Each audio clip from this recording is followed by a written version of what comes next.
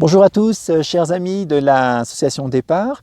C'est sur l'initiative de Jean-Claude Odigier que je vous contacte aujourd'hui pour vous envoyer quelques petites nouvelles du Pérou où nous nous trouvons actuellement, plus particulièrement au sein du canyon du Colca, dans le village de Coporaque. L'idée pour moi aujourd'hui était de vous faire connaître un petit peu effectivement au travers de cette vidéo les dernières informations qui nous concernent ici au Pérou par rapport à la vie locale, concernant évidemment la pandémie, par rapport à nos projets et par rapport aux idées qu'on aurait également en tête actuellement pour relancer notre petite économie locale. Suivez-moi. Au Pérou, comme dans le reste du monde, en France ou ailleurs, ici aussi la pandémie a été pour nous, j'allais dire, fatale. Au niveau de notre petite économie locale, tout a été arrêté, un peu comme partout, des suites du confinement. Sur le plan national, on dénombre aujourd'hui plus de 30 000 morts. Toujours sur le plan national, plus de 700 000 personnes affectées. Et malheureusement, le Pérou a ce triste record d'avoir le nombre de décès le plus important par million d'habitants, avant la Belgique, sur le plan mondial. Donc c'est là pour vous dire qu'effectivement ici aussi nous sommes dans une certaine expectative pour nous adapter à cette nouvelle réalité, ce qui n'est pas évident du tout. Moins évident, encore moins, j'allais dire, dans la mesure où ici, cette thématique du confinement, qui a été globalement bien suivie et acceptée en France, ici a été très compliqué à mettre en place, dans la mesure où les gens du village de Coporaque, les habitants du Colca, ont pour habitude de travailler la terre, ce sont des agriculteurs, ce sont donc des personnes qui passent l'essentiel de leur temps dehors, dans les montagnes qui nous entourent. Et donc pour eux, effectivement, cette idée de confinement, le devoir de rester enfermé entre quatre murs dans une maison n'est pas une évidence en soi. Surtout qu'ici aussi, pour des raisons économiques, les maisons qui nous entourent dans le village sont généralement de toutes petites maisons, dépourvues de grandes commodités. Et ici, il faut bien comprendre que la maison est avant tout un accessoire, j'allais dire, pour permettre simplement aux gens de dormir. Et en journée, ils passent donc l'essentiel de leur temps à l'extérieur, dans les chacras. Non ? Ça, c'est un point. Le deuxième point, autre obstacle aussi par rapport au confinement et le fait de devoir comme ça marquer une distance avec ses voisins, ce n'est pas forcément facile dans une communauté paysanne qui tisse entre les personnes, entre elles, j'allais dire, de nombreux liens, de nombreuses relations. On voit ici généralement une solidarité qui est assez commune, importante. Donc encore une fois, devoir se séparer, s'isoler du voisin n'est vraiment pas une évidence en soi au sein de ces communautés andines qui nous entourent ici au Pérou. Alors je vous retrouve en ce moment dans notre maison, la maison de notre famille, pour vous donner une petite idée de l'étendue de nos actions ici grâce à Départ au niveau du Colca sur Coporaque et sa région.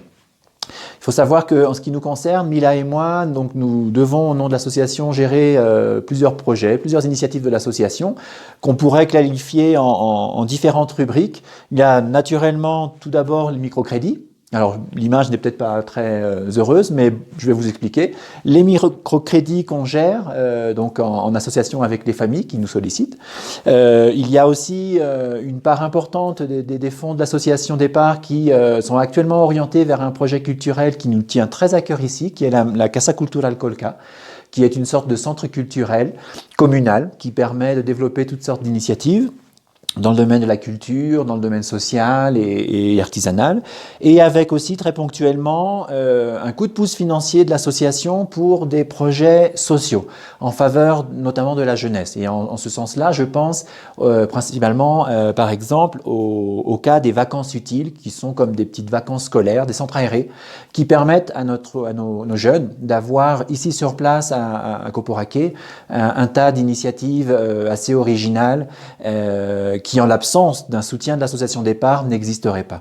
Pour vous donner un ordre d'idée par rapport au microcrédit, je vais le faire assez rapidement, l'idée pour moi n'est pas de vous assommer de chiffres, mais quand même, depuis 2010, nous avons pu, avec Mila, suivre la gestion de plus de 93 projets jusqu'à l'heure actuelle, qui sont généralement, qu'on a classés dans différentes rubriques. La rubrique production-alimentation, la rubrique du tourisme rural communautaire, la rubrique de l'éducation, l'agroalimentaire et l'élevage, et enfin l'artisanat. Pour vous donner un ordre d'idée, en termes de référence, à l'heure d'aujourd'hui, nous avons plus de 13 projets signés dans le domaine de la production et de l'alimentation. Dans le domaine du tourisme, 31 contrats ont été signés. En éducation, 7. L'éducation, c'est lorsque, par exemple, une famille nous sollicite pour l'achat d'un petit ordinateur, d'un portable, pour un étudiant, non, un jeune.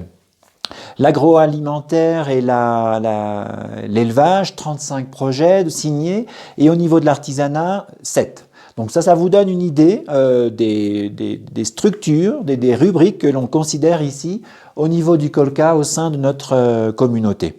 Nous avons investi jusqu'à présent une somme de plus de 180 000 sols qui correspondrait à peu près à un peu plus de 52 000, presque 53 000 euros. Et il nous reste, par exemple, à l'heure d'aujourd'hui, encore à percevoir au niveau de tous ces prêts, une somme équivalent à 93 914 soles. Donc là, un peu plus, effectivement, de 27 000 euros.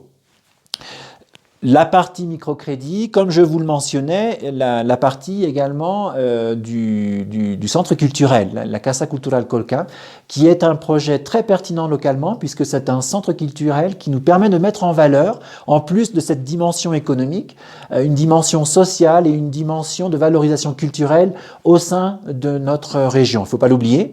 Le Colca est situé dans les montagnes, dans les Andes, et au niveau de l'histoire du Pérou, il faut savoir que la Sierra, les montagnes, mais aussi l'Amazonie, la partie forêt du pays, ont été classiquement des régions qui ont été un peu écartées du développement global du pays au travers de ces dernières décennies. Donc ces thématiques touchant, j'allais dire, ces aspects sociaux, la confiance en soi, l'auto-estime, la valorisation de ses racines, c'est aussi, dans un cadre de développement, des thématiques qui sont très importantes. Et donc en dernier cours, effectivement, le financement de ces vacances, de ces centres aérés, où là aussi nous avons la possibilité de faire appel à des intermédiaires locaux. Je crois que si on parle de développement, il est très important de solliciter les partenaires locaux pour essayer de trouver ensemble des solutions à l'amélioration de nos conditions de vie ici sur place. Et en l'occurrence, dans un cadre surtout culturel également, nous avons fait appel dernièrement, au mois de février 2020, de cette année, un ensemble de professeurs, un ensemble d'animateurs qui sont venus d'Arequipa nous donner un coup de main dans le montage de différents ateliers, la photo, le cinéma, l'anglais, le théâtre. Nous avons également pu développer un atelier de céramique, et je terminerai là-dessus. Une initiative très heureuse puisque cet atelier en fait de céramique nous a permis localement de mettre en valeur une tradition du travail de la terre très ancienne, de la culture Collihahua, donc une culture bien antérieure à celle des Incas.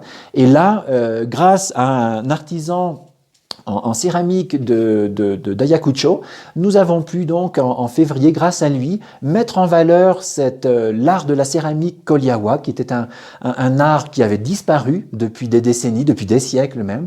Et donc voilà, l'une des motivations aussi de la Casa Culturelle, c'est de permettre la mise en valeur de ce patrimoine culturel par le biais de différentes initiatives. À ce titre, pour information, l'association Départ en février 2020 nous avait donné 1000 euros, et les partenaires locaux ont également collaboré au niveau de ce projet de congé, de vacances, de centre aéré, voilà, avec une somme également avoisinant les 1000 euros. Donc ça, c'est important aussi de permettre à nos adhérents de l'association Départ, de comprendre que l'association est ici, l'association Départ est ici dans un cadre de partenariat. Il est aussi pour nous important de trouver localement des sources de financement pour accompagner ces initiatives. On parle vraiment d'un travail de coopération et de collaboration.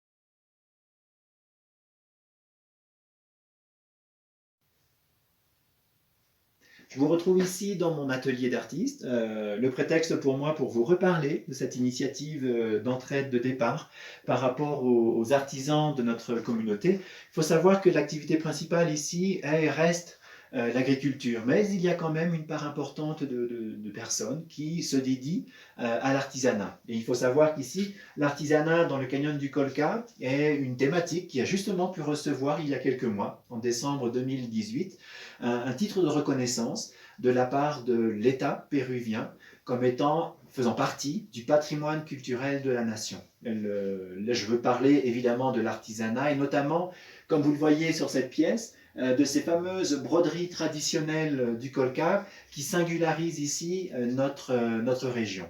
Départ a pu aider également au travers de ces derniers mois, encore une fois la maison culturelle et cette thématique de l'artisanat, par un dernier prêt réalisé en novembre 2018 aux artisans de la maison culturelle, qui leur a permis d'acheter quelques machines à coudre et à travailler la laine, acheter du matériel.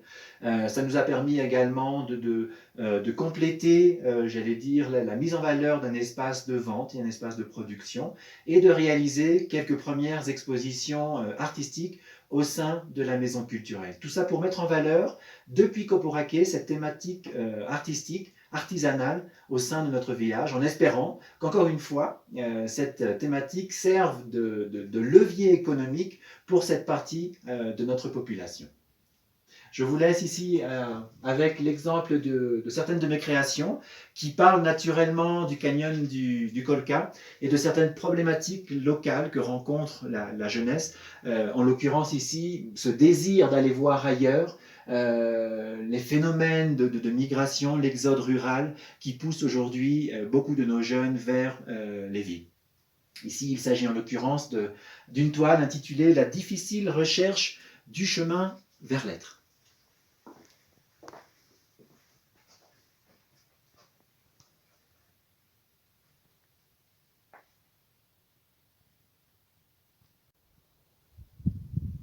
Je vous retrouve à l'extérieur de notre maison, ici, en pleine nature, pour vous parler des suites de cette pandémie. Que va-t-on faire? C'est vrai que pour ma part, avec Mila, je m'occupais d'une activité touristique au travers d'une petite agence, de notre maison chambre d'hôte, et de la vente je pouvais également gagner un peu d'argent par la vente de quelques pièces d'artisanat. Maintenant, il est vrai que pour notre situation, comme pour beaucoup de personnes ici dans le village, évidemment, le monde s'est un peu arrêté et il nous faut maintenant nous adapter à cette nouvelle réalité en étant effectivement peut-être assez créatifs, pouvoir inventer de nouvelles options de développement au niveau local. Et c'est justement de ce point de vue-là que l'association Départ pourrait peut-être effectivement nous aider.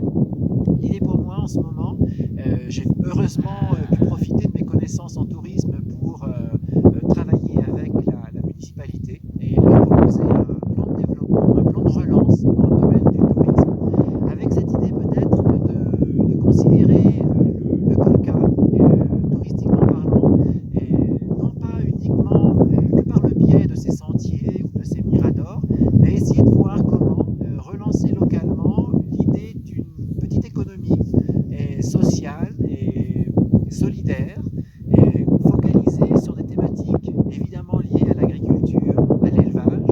Derrière moi, vous avez ces alpacas, ces lamas, pour essayer d'aider les villageois à mettre en place ou à renforcer, j'allais dire, leurs activités dans ces différents domaines et faire en sorte que ces domaines, par la suite, deviennent un nouveau produit touristique pour nous, digne d'intérêt pour les gens d'Arequipa, pour les gens de Lima et pour les touristes venus de l'extérieur, de France ou d'ailleurs.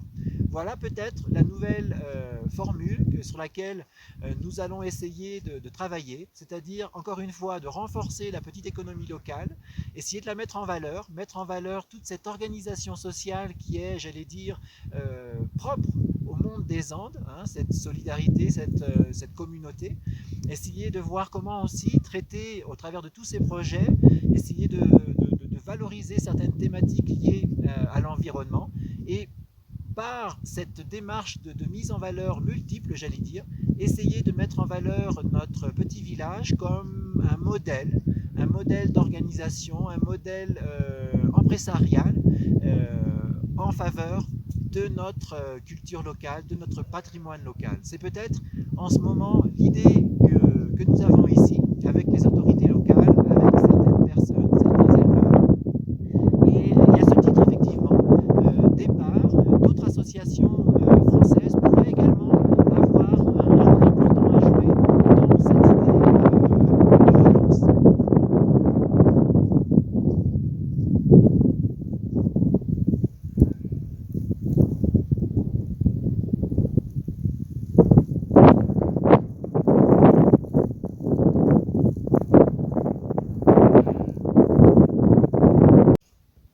Alors nous sommes très heureux d'avoir pu vous monter cette petite vidéo, alors qui reste sur bien des points assez généraux. J'espère que nous aurons dans le futur la possibilité de vous monter des petits reportages plus ciblés, plus précis par rapport à certaines problématiques plus pertinentes qui nous concernent ici, dans le Colca au Pérou. Mais bon, nous vous souhaitons en tout cas de passer une très bonne assemblée générale. Nous vous embrassons bien fort du Pérou. À très bientôt, DEPAR. À très bientôt, équipe de DEPAR. Hasta pronto, amigos de DEPAR. Au revoir.